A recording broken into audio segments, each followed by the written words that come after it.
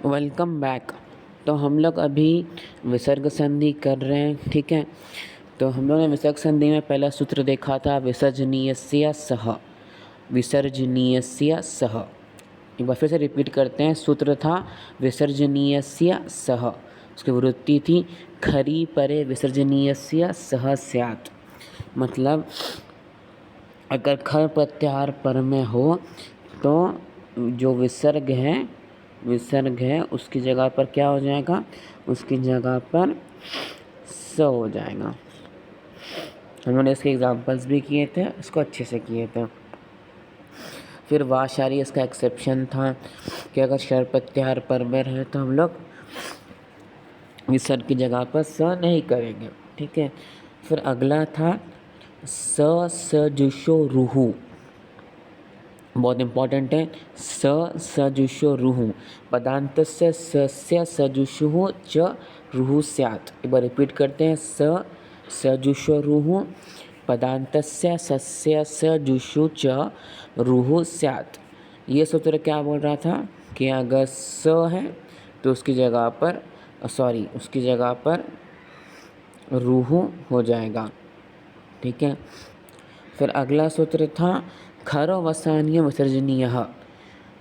खरो वसान्य विसर्जनीयः, ठीक है।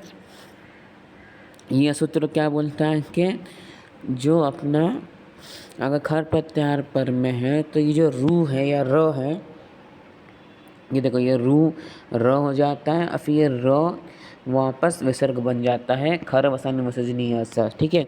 रू का र क्यों होगा, उपदेश नासिक से रू का र होगा।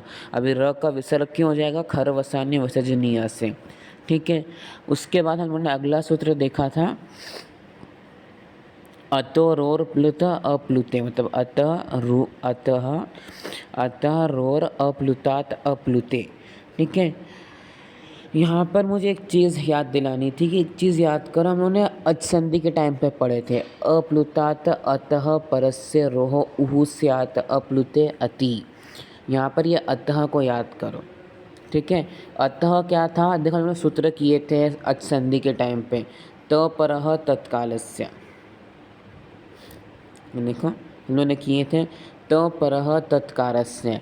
यदि पाणिनीय सूत्रों में किसी वर्ण के बाद या किसी वर्ण के साथ त जोड़ दिया जाता है तो मात्रा एक वर्ण का ही बोध करवाता है, अन्य वर्णों का नहीं।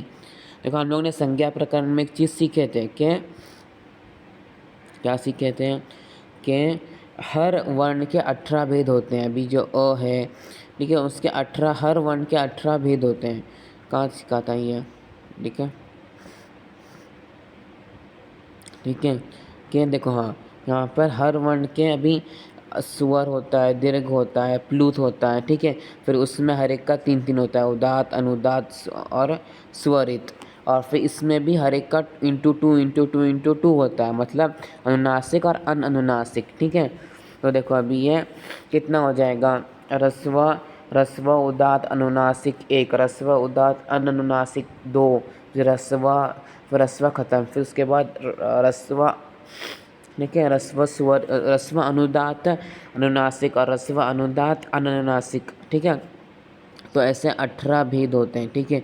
और संज्ञा प्रकरण का टाइम हम लोग सीधे दोबारा करेंगे, ठीक है। तो ये जो 18 भेद होते हैं, ये नॉर्मली क्या होता है, जब हम लोग अ बोलते हैं ना, तो हम लोग कोई रूल अ के लिए बोलते हैं तो वो अ के पूरे 18 प्रकार पे लगता है। लेकिन जब हम लोग अथ बोलते हैं, तो त परः तत्काल से ये सूत्र के रूल से क्या होता है कि हम लोग को अत से सिर्फ वो अ का मीनिंग लेना होता है, ठीक है। तो बैक टू अपने सूत्र, कहाँ चल रहा था अपन, नहीं अपन इसमें नहीं थे, अपन इसमें थे। एक मिनट, ठीक है। तो मैं बोलना ये चाह रहा था कि यहाँ पर, ठीक है, यहाँ पर भले ही सूत्र में अप्लुत बोला हुआ है, लेकिन वृत्ति में अतः बोल के वही चीज़ ये क्लियर कर देता है कि सिर्फ और सिर्फ जो रस्व अ है, यह रूल सिर्फ उसको अप्लाई होता है, ठीक है। तो इसका रूल भी बहुत सिंपल था। क्या रूल था कि अगर अ के बाद में र है और र के बाद में फिर से है, तो र की जगह पे क्या हो जाएगा, ऊ हो जाएगा। ठीक है, ऊ हो जाएगा। फिर अगला आता है हशीचा। हशीचा ये बोलता है कि अपने, तो अगेन देखो इसमें भी देखो अतः, मतलब आ गया रस्व अ, उसके बाद में र है उसका, और उसके बाद में हश प्रत्याहार है। ठीक है, हश प्रत्याहार में क्या क्या आता है, वर्ग का तीसरा, चौथा, पांचवा अक्षर और हयवर। हाँ, हयवरा आता है। ठीक है, ल भी आता है, मतलब अंतस्था आता है और साथ में उष्मना का ह भी आ जाता है। तो अरे ये चला क्यों गया, र, तो र की जगह पर हो जाएगा, र की जगह पर क्या हो जाएगा, श नहीं होगा, र की जगह पर ऊ हो जाएगा। ठीक है, ये हो गया। ठीक है, तो हम लोगों ने यहाँ तक किए थे। भी अगला सूत्र यहाँ पर भू भगो आद्य है, लेकिन देखो अभी छुट्टियाँ ख़त्म होने वाली है ना, तो हम लोग एक बड़ा वाला सूत्र है वो पहले करके लेते। ठीक है, ये जो छोटे छोटे सूत्र है ये अपन कॉलेज शुरू होने के बाद भी करते रहेंगे। हम लोग थोड़ा बड़ा वाला सूत्र तो करते हैं, वैसे एनसीईआरटी ने उसको पहले दिया है। ठीक है, तो हम लोग ना अभी ये वाला सूत्र करते हैं। ठीक है, क्योंकि ये अकेला सूत्र नहीं है, इसके साथ पूरी, ये अपने साथ पूरा ज्ञान लेके घूमता है। तो हम लोग नाम से तो बहुत इजी है, रो री सूत्र, लेकिन ये एक्चुअली में बहुत बड़ा सूत्र है। अब समझेगा आप लोग को, आ जाओ करते हैं। एक बार जस्ट फॉर कॉन्टेक्स्ट, विसर्ग संधि का सिलेबस में देखोगे ना, तो सजुषो रु सूत्र हो गया, अतो रो प्लुत अप्लुत सूत्र हो गया, हशीचा। अभी उसके बाद रोरी सूत्र ही आता है। Let start with Rory. ठीक है, तो देखो सबसे पहले ये तो मैंने बता दिया कि स सजुषो रुहु में स का रू होता है। हाँ, यहाँ पे भी लिखा इसलिए कि आप लोग को बाकी सूत्र याद हो ना हो, ये 3 सूत्र उसकी वृत्ति कंपलसरी याद होनी चाहिए, क्योंकि ऐसे सिलेबस में स सजुषो रुहु, अतो रोर प्लुत अप्लुते और हशीचा। ठीक है, आ जाओ अभी रोरी पे। तो रोरी क्या है, रोरी और उसका रोरी सूत्र है, उसकी वृत्ति है रेफस्य रेफे परे लोपः स्यात्। रेफ पर में रहते रेफ का लोप होता है। रेफ मतलब क्या, र, तो अगर र है और उसके बाद में र है तो पहले वाले र का लोप होता है। ठीक है, एक्चुअली रोरी जो सूत्र है वो रहरी ऐसा है, रहरी, वो संधि होकर रोरी हो जाता है। ठीक है, वो पूरा लॉजिक देखेंगे हम लोग अभी। पहले हम लोग एग्जाम्पल देखते हैं। पुनर प्लस रमते, तो पुनर प्लस रमते में देखो क्या करेंगे, पुनः प्लस र प्लस रमते, फिर क्या करेंगे, पुनः प्लस र प्लस अमते, मतलब र को पहले अलग करेंगे तो दूसरे वाले र को अलग करेंगे, तो पूर्व र वर्ण का लोप हो जाएगा और बाद वाला र वर्ण बच जाएगा। ठीक है, तो ये हो जाएगा पुनः प्लस रमते। ठीक है, यहाँ पर एक बेसिक जो है ना, यहाँ पर एक उसने एक लॉजिक दी है कि रोरी सूत्र से मैं समझ में कैसे आएगा कि पहले वाले र का लोप करना है। ठीक है, वृत्ति में लिखा हुआ है रेफस्य रेफे परे लोपस्यात्, कि अगर बाद में र है तो पहले वाले र का लोप हो जाता है। ठीक है, वृत्ति में तो एक्सप्लेनेशन दिया हुआ है कि रेफस्य रेफे परे लोपस्यात्, अगर र के बाद में र है तो उसका लोप हो जाएगा। ठीक है, तो साफ साफ लिखा हुआ है। लेकिन ये सूत्र से, ये रोरी सूत्र से कैसे समझ में आएगा कि पहले वाले र का लोप करना है, तो देखो वो सूत्र एक्चुअली में क्या है, रहरी।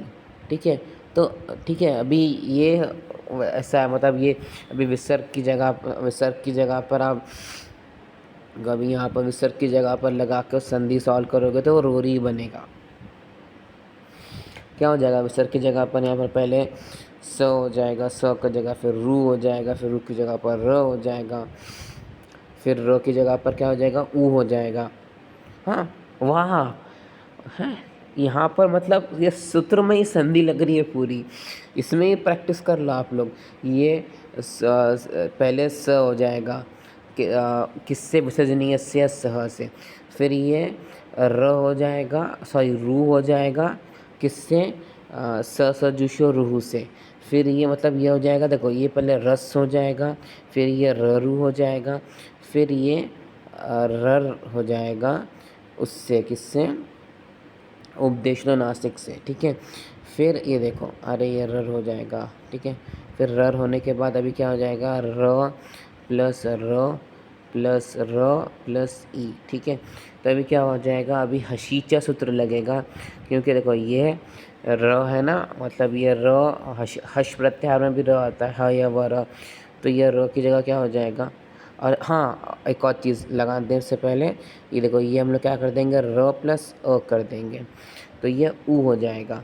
तो फिर ये अ प्लस ऊ मिल के ओ हो जाएगा। नहीं समझा लगता।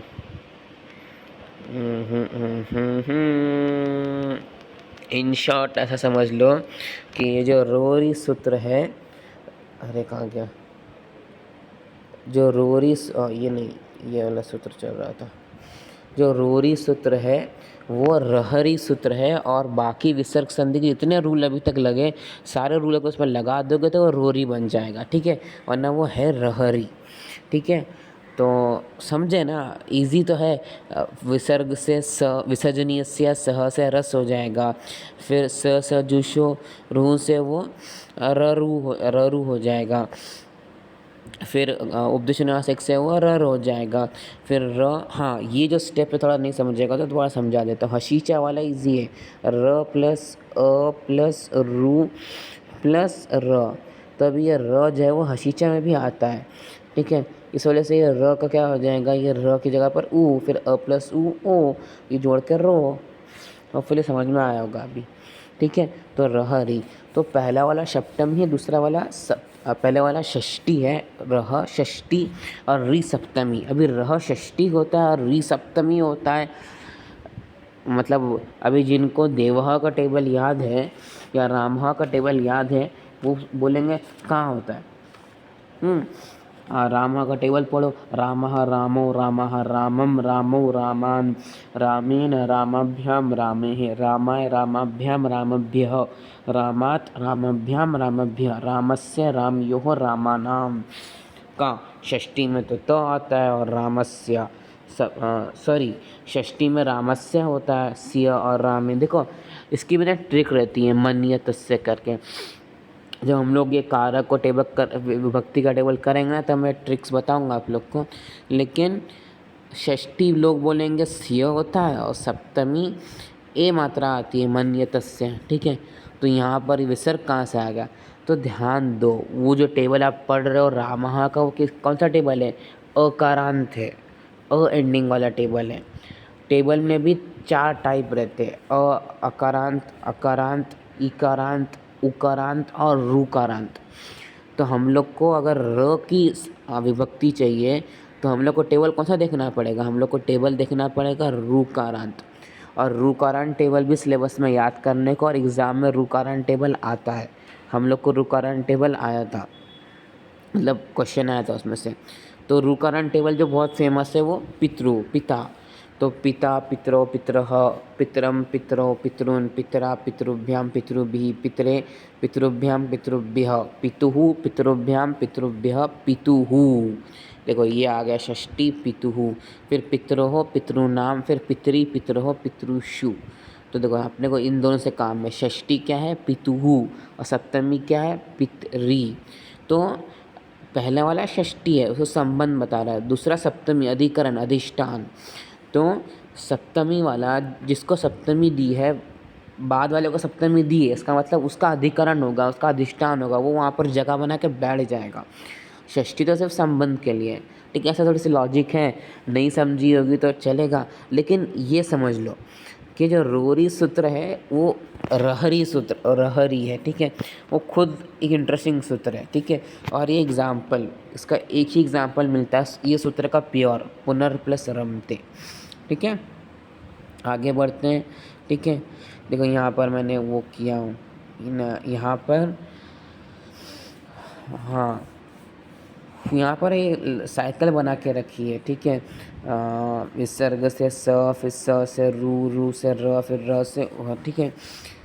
तो अभी यहाँ पर ना एक और रूल है, अगला सूत्र है, ये रुकता नहीं है इधर, ठीक है। अभी ये एक्चुअली में जो पुनरमते हैं ना, ये बुक्स में तो पुनरमते यहाँ लिख के छोड़ दिया, ठीक है। लेकिन ये एक्चुअली में पुना प्लस रमते हो जाता है, पुना प्लस रमते, पुनः रमते पे रुकता नहीं है, ये पुनः प्लस रमते हो जाता है। क्यों? क्योंकि रोरी को मतलब रोरी अकेला नहीं चलता है, रोरी के फ़ौरन बाद एक और सूत्र लगता है, ठीक है।